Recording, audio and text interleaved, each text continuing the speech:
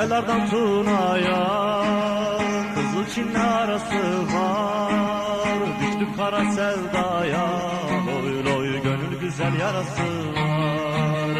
Düştük kara sevdaya, loy loy gönül güzel yarası var. Al bizi de sürürsen, bayrak olan yürürsen, hele durma yürürsen, loy loy daha yolun yarısı var. Hele durma yürürsen, loy loy daha yolun yarısı var.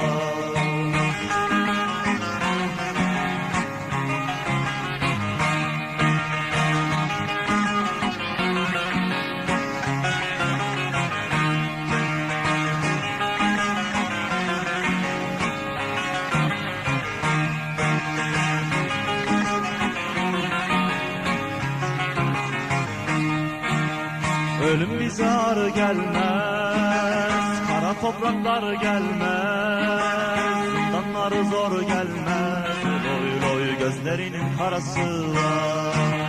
Zindanları zor gelmez, loy loy gözlerinin karası var. Başka nizam istemem, yurtta tasa istemem, yasamasa istemem, loy loy milletimin töresi var. Yasamasa istemem, loy loy ulu Türk'ün töresi var.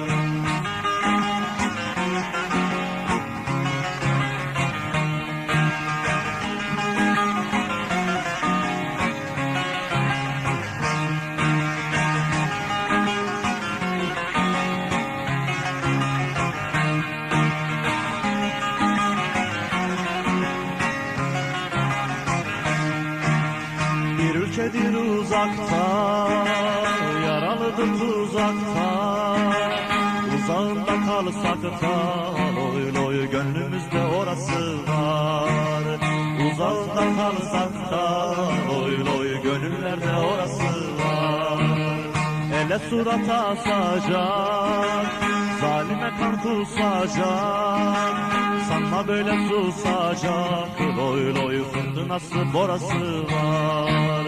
Sanma böyle susacak, loy loy fırtınası borası var.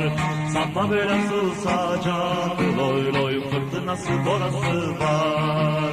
Sanma böyle susacak, loy loy her şeyin bir sırası var.